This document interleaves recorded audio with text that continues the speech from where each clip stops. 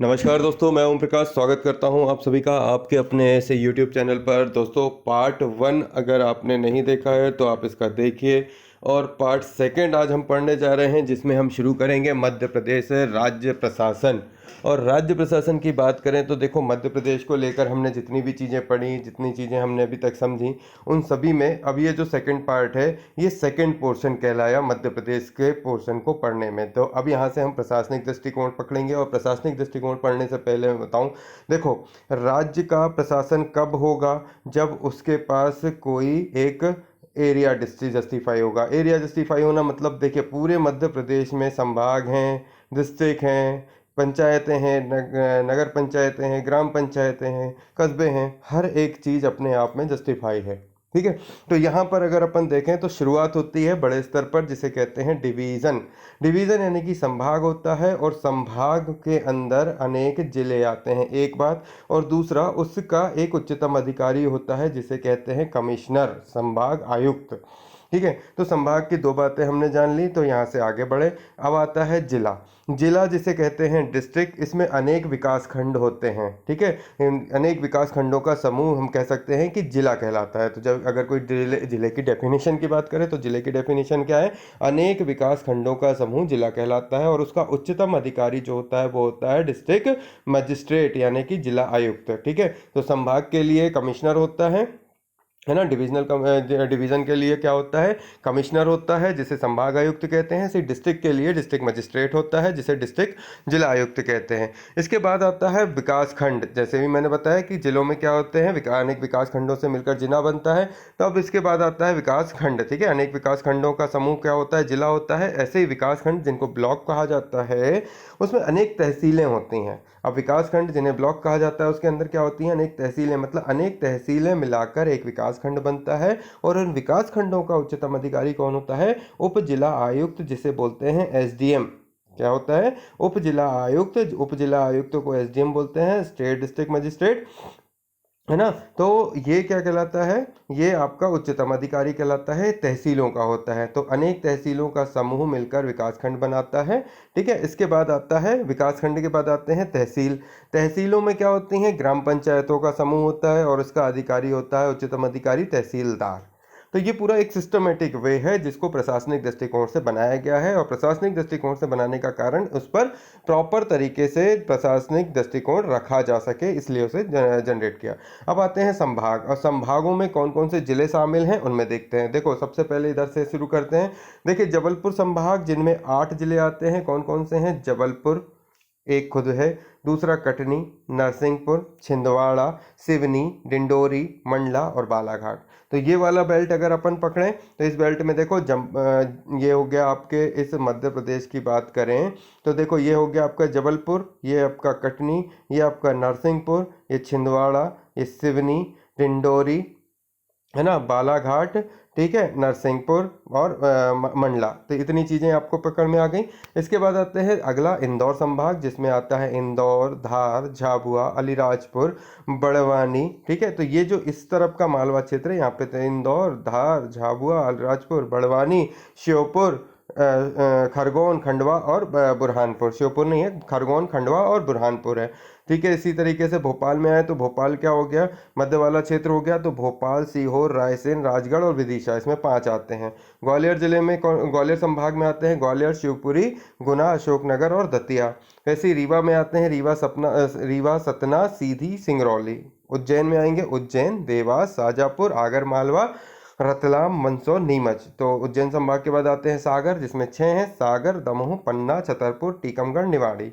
चंबल में आते हैं तो चंबल में है भिंड, मुरैना और श्योपुर।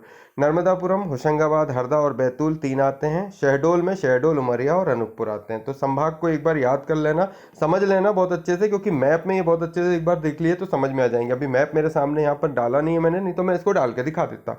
आगे देखेंगे, एक वीडियो हमारा इस पे भी रहेगा। हम पूरे जितने भी संभाग हैं, उन संभाग के अंदर क्या क्या चीज़ें हैं और उन संभाग में क्या क्या पूछा जाता है, उसको भी अपन उठाएंगे। ठीक है। पर्टिकुलर इसी बुक का ही है चैप्टर, तो इस बुक के ही उस चैप्टर को अपन उठाएंगे, अच्छे से लेंगे, कोई दिक्कत नहीं है। अब आते हैं मध्य प्रदेश की पुलिस एडमिनिस्ट्रेशन की बात। तो अब मध्य प्रदेश का पुलिस प्रशासन कैसा है? देखो मध्य प्रदेश पुनर्गठन के समय, क्या बोल रहा हूँ मैं, जब मध्य प्रदेश का पुनर्गठन हुआ तब मध्य प्रदेश पुलिस प्रशासन का सबसे बड़ा वरिष्ठ अधिकारी पुलिस महानिरीक्षक होता था, है ना। पुलिस महानिरीक्षक क्या होता था, सबसे बड़ा अधिकारी होता था, तथा प्रशासनिक दृष्टि से संपूर्ण मध्य प्रदेश को 5 रेंज, कौन कौन सी, ग्वालियर, इंदौर, रीवा, जबलपुर और रायपुर में विभाजित किया गया था। उस समय रायपुर अंदर था अपने, मतलब जो मैं बात कर रहा हूँ 1956 की। 1956 में जब देश का पुनर्गठन हुआ तो मध्य प्रदेश और छत्तीसगढ़ एक थे। उस समय वरिष्ठ अधिकारी पुलिस महानिरीक्षक होता था, है ना। पुलिस महानिरीक्षक होता था और प्रशासनिक दृष्टि से इसको 5 रेंजों में बांटा था। कौन कौन से थे, ग्वालियर, इंदौर, रीवा, जबलपुर, रायपुर विभाजित थे। अब आते हैं मध्य प्रदेश का मुख्यालय जो कि भोपाल में अभी स्थित है। उसको प्रशासनिक दृष्टि से मध्य प्रदेश पुलिस को, है ना, प्रशासनिक दृष्टि से मध्य प्रदेश पुलिस को 11 IG zone, 15 DIG zone range और 52 जिले पुलिस मुख्यालयों में विभक्त किया गया। कौन कौन से, कितने हैं, 11 आईजी हैं, 15 डीआईजी रेंज हैं और 52 जो है पुलिस मुख्यालयों में विभक्त कर दिया गया है। प्रत्येक जिले में पुलिस अधीक्षक के नियंत्रण में पुलिस प्रशासन संचालित होता है। ठीक है, तो इतनी चीज़ें मैंने आपको समझा दी। अब देखो आगे की बात समझो। मध्य प्रदेश पुलिस प्रशिक्षण संस्थान, तो मध्य प्रदेश पुलिस प्रशिक्षण संस्थान कहाँ होता है, मध्य पुलिस का प्रशिक्षण, तो देखो जवाहरलाल नेहरू पुलिस एकेडमी जो कि सागर में है, राजा उदय शाह के द्वारा निर्मित किले 1960 में, वर्ष 1906 में पुलिस प्रशिक्षण विद्यालय के रूप में बना दी गई। तो राजा उदय शाह जो कि सागर में जिनका किला है, उस किले को अब पुलिस प्रशिक्षण विद्यालय के रूप में बना दिया गया है, जिसका नाम है जवाहरलाल नेहरू पुलिस एकेडमी, जो कहाँ है, सागर में है। अब ये किला कब बना था, 1660 में। वर्ष 1906 में इसको क्या बना दिया, इस किले को पुलिस प्रशिक्षण विद्यालय के रूप में बना दिया गया। तो ये कहाँ पर है, सागर में। तो जितने भी एसआई हैं वो सारे के सारे ट्रेनिंग करने कहाँ जाते हैं, सब इंस्पेक्टर यहीं पे जाते हैं। ठीक है, सागर जाते हैं, एसआई ट्रेनिंग यहीं होती है। मध्य प्रदेश में पुलिस के अन्य प्रशिक्षण संस्थान कहाँ कहाँ है, तो देखो प्लाटून कमांडर जिनका सीटीआई मंगेली जबलपुर में है, तो प्लाटून कमांडरों की जो सीटीआई मंगेली जबलपुर में है और दूसरा इंदौर में है। 2 जगह पे इनकी ट्रेनिंग होती है। ठीक है, जिला बल प्रशिक्षणशाला जो कि तिगरा ग्वालियर में, उमरिया, इंदौर, रीवा, पचमढ़ी और उज्जैन में। तो ये जिला बल प्रशिक्षणशाला जो है तिगरा में है, जो कि ग्वालियर है, तिगरा ग्वालियर, उमरिया, है ना, उमरिया जो कि इधर पे है, जबलपुर जोन में कहला गया, इंदौर, रीवा, पचमढ़ी और उज्जैन। वायरलेस प्रशिक्षण होता है इंदौर में, वाहन कर्मचारियों का प्रशिक्षण होता है रीवा में, यातायात प्रशिक्षण होता है भोपाल में, अपराध अनुसंधान प्रशिक्षण सागर में है, arms and practice centre Indore में है, जवाहरलाल नेहरू पुलिस एकेडमी सागर में है और स्वर्ण प्रशिक्षण केंद्र भदभदा भोपाल में है। ये जितने भी प्रशिक्षण केंद्र मैंने बताया गुरु, ये आपके काम के हैं, एक ना एक धर के पूछेगा और आपको बताना पड़ेगा। तो एक बार फिर से देख के दोबारा से रिपीट करूँगा, है ना, उसको देख लेना आप अपना वीडियो को आगे पीछे करके। अब आगे बढ़ते हैं। मध्य प्रदेश का पुलिस विशिष्ट तथ्य, देखो मध्य प्रदेश पुलिस का ध्येय वाक्य क्या है, देशभक्ति जनसेवा, उनके उस पे बैच पे लिखा रहता है, कभी गौर से अगर पढ़ा हो तो ठीक, नहीं तो डर के ही मत भगो। मध्य प्रदेश पुलिस का ध्येय वाक्य क्या है, देशभक्ति जनसेवा लिखा रहता है। ठीक है, अब मैं एक सवाल पूछूं तो इसमें यदि आपको मध्य प्रदेश पुलिस के ध्येय वाक्य को मैंने बताया, तो मध्य प्रदेश होम गार्ड के बैच पर क्या लिखा रहता है, उनका ध्येय वाक्य क्या है, ये आप मुझे कमेंट करके बताना। मैं आपको फिर उसमें हाँ और ना बताऊंगा। चलो आगे बढ़ते हैं। मध्य प्रदेश भूतपूर्व भारत, मध्य भारत, ये प्रथम पुलिस महानिदेशक और एवं महानिरीक्षक कौन थे। देखो पहले क्या है, जब आज़ादी के 1956 में देश को जब मध्य प्रदेश का विभाग वो हुआ, पुनर्गठन हुआ, तो उस समय महानिरीक्षक जो है वो बड़ा पद हुआ करता था। तो सबसे पहले महानिरीक्षक कौन थे, तो वो थे KF रुस्तम। ठीक है, मध्य प्रदेश के प्रथम पुलिस महानिदेशक। इसके बाद क्या हुआ, जब आगे बढ़े तो महानिदेशक, डीजी की पोस्ट बनी। डीजी की पोस्ट वही है, महानिदेशक या महानिरीक्षक जिसको उस समय बनते थे। तो KF रुस्तम जो थे वो पहले थे, है ना, मध्य भारत, भूतपूर्व मध्य भारत के। इसके बाद जब डीजी पोस्ट बनने लगी तो पहले डीजी कौन थे मध्य प्रदेश के, जो पुलिस महानिदेशक, वो थे श्री BP दुबे, 1982-83 में थे। ठीक है, 1982-83 में श्री BP दुबे जो थे वो पुलिस के पहले महानिदेशक बन गए। फिर मध्य प्रदेश के प्रथम पुलिस महानिरीक्षक है ना। पहले महानिरीक्षक मध्य प्रदेश के कौन बने, वो थे श्री वी घाटे, 1956 से 1958 तक रहे हैं। ठीक है, तो ये मैंने बताया। पुलिस महानिदेशक में महानिरीक्षक कौन थे, ये पहले महानिरीक्षक ये महानिरीक्षक पोस्ट होती थी एक, और महानिदेशक पोस्ट मिलाकर मतलब महानिदेशक महानिरीक्षक पूछा जाए तो के.एफ. रुस्तम थे। और पहले महानिरीक्षक कौन थे 1956 में बता रहा था, जो वही महानिरीक्षक की जो सबसे बड़ा पद होता था, तो वो पहले कौन थे वो थे वी घाटे, 1956 से 1958। मध्य प्रदेश की प्रथम महिला आईपीएस आशा गोपालन, ये बिल्कुल अच्छे से याद रखना। ठीक है, मध्य प्रदेश की पहली महिला आईपीएस थी आशा गोपालन। मध्य प्रदेश राज्य अपराध ब्यूरो का गठन वर्ष 1983 में किया गया और इसका मुख्यालय कहाँ पर है, भोपाल में है। ठीक है, तो राज्य अपराध ब्यूरो देख लेना, अच्छे से समझ लेना, राज्य अपराध ब्यूरो का गठन 1983 में कहाँ हुआ, भोपाल में इसका हेडक्वार्टर है। फिर आते हैं मध्य प्रदेश का प्रथम मेट्रो थाना हबीबगंज भोपाल में स्थित है। ठीक है भाई, मेट्रो थाना कहाँ पर है, भोपाल में, हबीबगंज भोपाल इसमें स्थित है। प्रदेश की प्रथम खुली जेल वर्ष 1973 में मुंगावली अशोकनगर में स्थापित की गई। तो पहली खुली जेल कहाँ पर बनी, मुंगावली अशोकनगर में 1973 में। ठीक है, बिल्कुल एक बार फिर से समझ लो। पहले जो पुलिस महानिरीक्षक थे, पहले पुलिस महानिरीक्षक वी घाटे 1956 से 1958। पहले महानिरीक्षक वो थे के.एफ. रुस्तम। पहले महानिदेशक कौन थे, बीपी दुबे। पहली महिला आईपीएस आशा गोपालन। राज्य अपराध ब्यूरो वो बना अपना भोपाल में। मेट्रो थाना पहला भोपाल में है, हबीबगंज में स्थित है। पहली खुली जेल मुंगावली अशोकनगर में है, 1973 में बनी। क्षेत्रीय जेल प्रबंधन अनुसंधान संस्थान कहाँ पर है, वो भोपाल में है। तो क्षेत्रीय जेल प्रबंधन अनुसंधान संस्थान कहाँ पर है, भोपाल में है।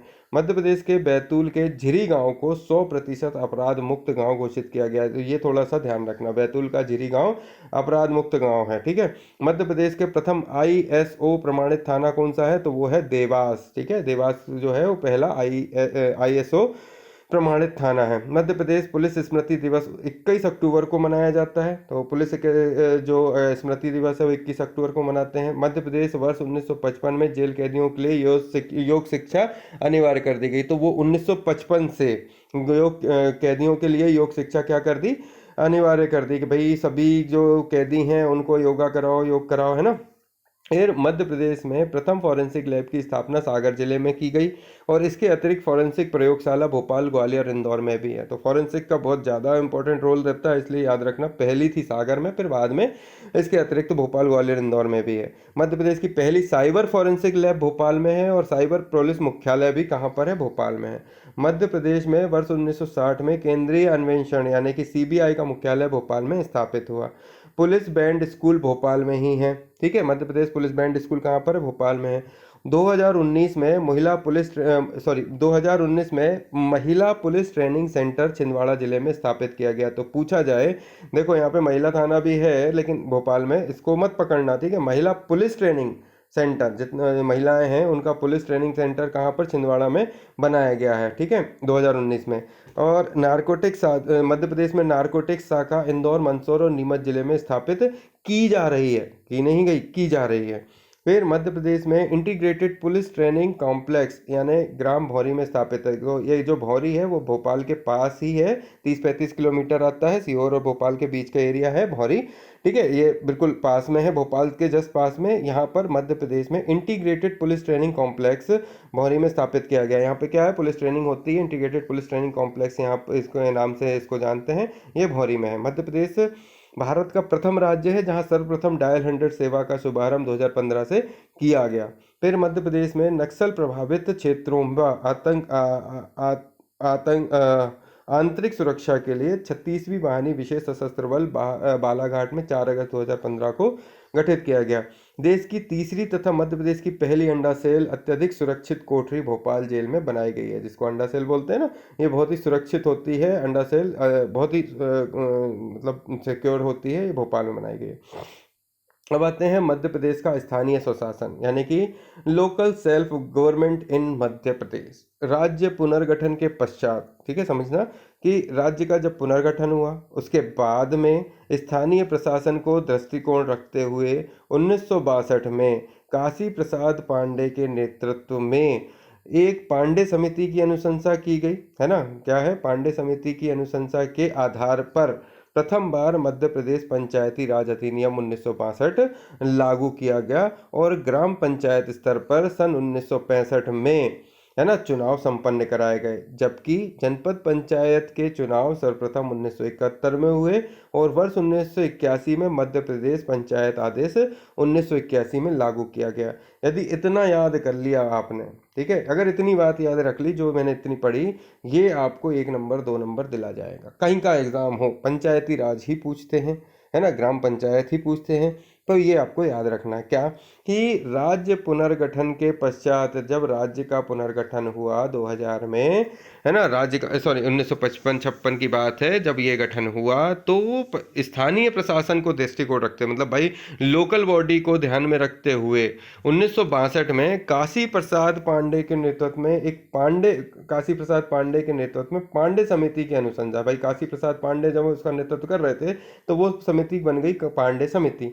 और उसने क्या अनुशंसा की, जो भी कहा कि भाई हमको स्थानीय स्वशासन प्रशासन के लिए एक प्रशासनिक दृष्टिकोण रखना पड़ेगा, और उसकी अनुशंसा के आधार पर पहली बार मध्य प्रदेश में पंचायती राज अधिनियम 1962 लागू किया गया। और उसके बाद पंचायती राज अधिनियम लागू किया गया, जिसके बाद ग्राम पंचायत स्तर पर वर्ष 1962 में, है ना, चुनाव संपन्न कराए गए। ग्राम पंचायत स्तर पर 1962 में पहली बार चुनाव कराए गए, जबकि जनपद पंचायत को चुनाव सर्वप्रथम 1971 में हुए और 1981 में मध्य प्रदेश पंचायत अध्यादेश 1981 लागू हो गया।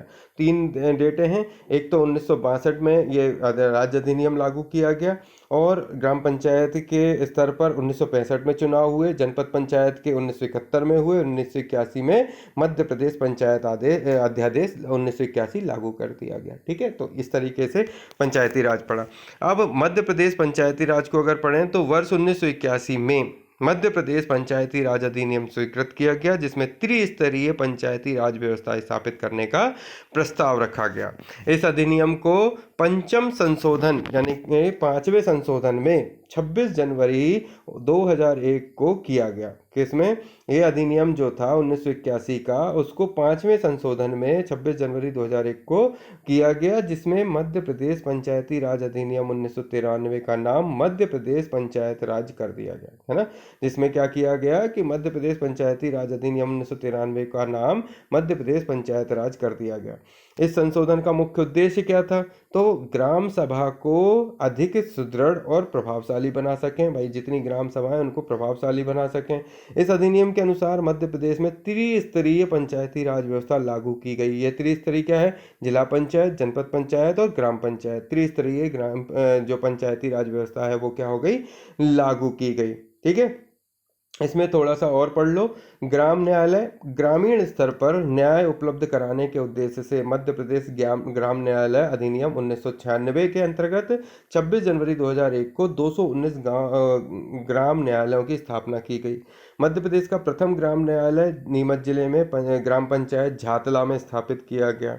भारत सरकार द्वारा प्रथम ग्राम न्यायालय की स्थापना 2 अक्टूबर 2009 को बैरसिया भोपाल में की गई। ठीक है, तो ग्राम न्यायालय की स्थापना पहली बार कहाँ पे हुई? बैरसिया भोपाल में 2 अक्टूबर 2009 को हुई। ठीक है, पंचायती राज के विशिष्ट तथ्य समझो तो यह है कि मध्य प्रदेश में 26 जनवरी 2001 से लागू ग्राम स्वराज कार्यक्रम के अंतर्गत ग्राम सभा का प्रतिनिधि इकाई मानकर व्यापक अधिकार सौंपे गए, है ना।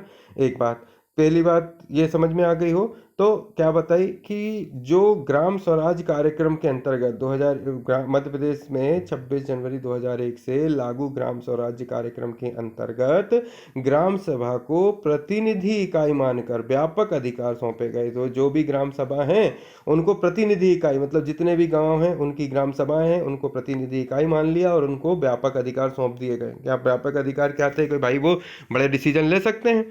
फिर आता है कि ग्राम पंचायतों के संपूर्ण कार्य हेतु एक सचिव की नियुक्ति की गई। भाई जितने ग्राम पंचायत हैं उनके पूरे कार्य का लेखा जोखा कौन देखेगा, तो एक सचिव बैठा दिया। भाई एक सचिव है जो कि क्या करेगा, इन सबको देखेगा, जिसे 12 सितंबर 1985 से डाइंग कैडर यानी समाप्त प्राय घोषित कर दिया गया। ठीक है, जिसको 12 सितंबर 1985 से डाइंग कैडर में घोषित कर दिया कि जरूरत नहीं है।